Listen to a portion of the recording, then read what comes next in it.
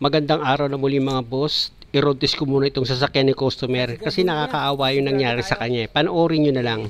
Napagastos kasi siya ng malaki. Eh di kawawa, di ba? Ayun o. Diba? Ayun o. Ayun o, kunting lubak. Ang lakas naman. O, kunting lubak pa lang yan. O, di ba? Ilan lang. Kahit 20 lang yung takbo niya, lumingay. Ayan po. Ayan o. O, ayan. Doon yung marinig yung alambag. Ito. Ayan. Ayun. Naano Wala. ito. Yun, dumoble. Ayan, ito po. Ayun. Takotak gumanon. Ayan po. Tapos ngayon pa yan, gumaganon talaga. Kasi narinig mo talaga, lalo pa ikaw nagdadala sir, mararamdaman mo sa paa mo. Yung gumaganon. Ayan o, yung ganyan. Ayan, yan mga ganyan. Yung ganyan daanan sir. Mga ganyan daanan. Ayan o. Mga boss, itong ginagawa ko for check up ito para malaman ko kung saan ang gagaling yung problema ng ingay ng sasakyan ni customer.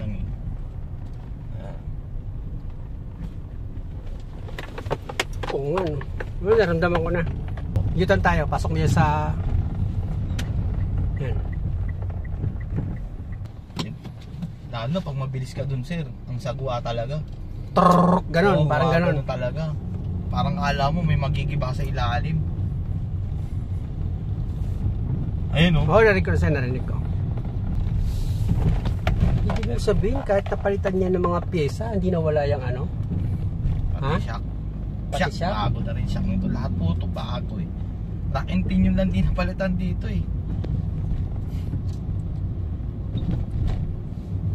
Ngayon may tropa nga ako. Yun nga. Sabi niya, yun din ang sinabi niya sa akin na ayun o. Kay Sir Guyab mo na lang ipaano yan pre. Sir Giyab, sir. Giyab pala. Sabi niya, sorry po. Hindi, okay lang. Sabi ni tropa, sabi niya, doon mo na lang kasi, oo nga, mas matino pa yung vlogger na kasi nakikita ko yun, sabi niya. Papanood ko yun si Sir Ray. Magkano na nagagastos mo dyan? Sabi niya ganun. Kasi wala na kasi yung dati kong mekaniko pre, nasa abroad na. Sabi niya, yun ang patino ng expander ko. Oo. Sabi niya ganun, may mga rubber lang siyang pinalitan. Ganun yung tropa ko. Eh nag-abroad na kasi, bumalik na sa abroad. Mekaniko sa ano, sa London.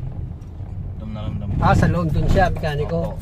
Eh, parang ako rin pala yun. Ako, hindi ako sa London eh. Gawa ka dun. Upo ka dun. Ano ko yung ano. Punta ka dun. Ganun ang pagka-mekaniko ko eh. Puro dun lang.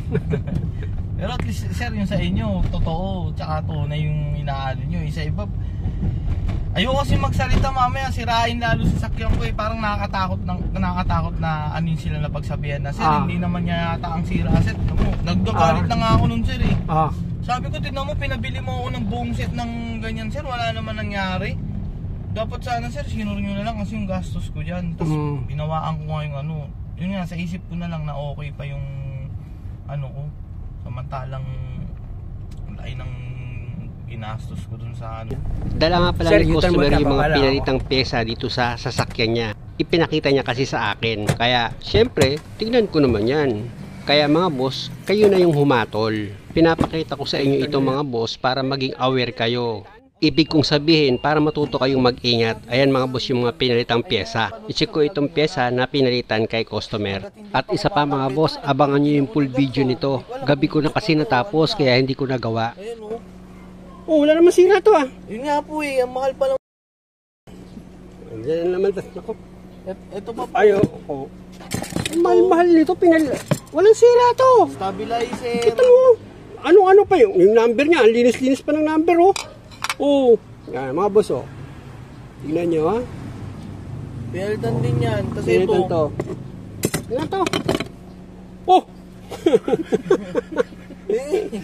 Hindi ko nga magalaw eh. Sir, walang sira to. Ito rin po lahat. Pinagpapalitan nila. Ito rin. Tingnan natin ha. Ito kasi dapat pag ginalaw mo to, malambot pag sira. Tingnan mo, ay, wala din sira eh oh. Oh, tingnan nyo sir, mga sir oh. Deliri ko, tingnan nyo oh. At least nagalaw ko siya pero hindi siya ganun ka. Hindi sira to. Stabilizer ko din sir. Pinalitan din nila oh.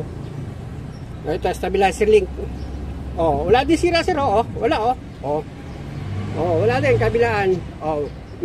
kahit na sabihin natin gumalaw ng kaunti yan, hanggat walang kalog dito sa loob ng ng pinaka-housing nitong bola, ito, hanggat hindi mo siya nagagalaw na gano'n, walang ugayan, okay yan sir, wala sira yan. Wala sira yan sir. Yan, mga paper. Tapos yun, shock absorber, di ko na dinala yung shock absorber ko eh. Hala, nawala ba yung sira? Nung pinagpalitan niya yung pyesa, nawala yung sira? Hindi nga, ganun pa rin. Ganun pa rin? Kaya nga sa'yo ko, kaya nga hinintay na ito sir eh. Kasi na-stress na ako ng sobra eh. Ang dami ko ng pagpapalitan, lain na ginastos ko eh. Mga boss, ipinakita ko ang video hindi para manira, kundi para maingatan kayo. Dahil wala namang pangalan yan. Kaya abangan nyo yung full video nito dito sa channel ko. Maraming salamat!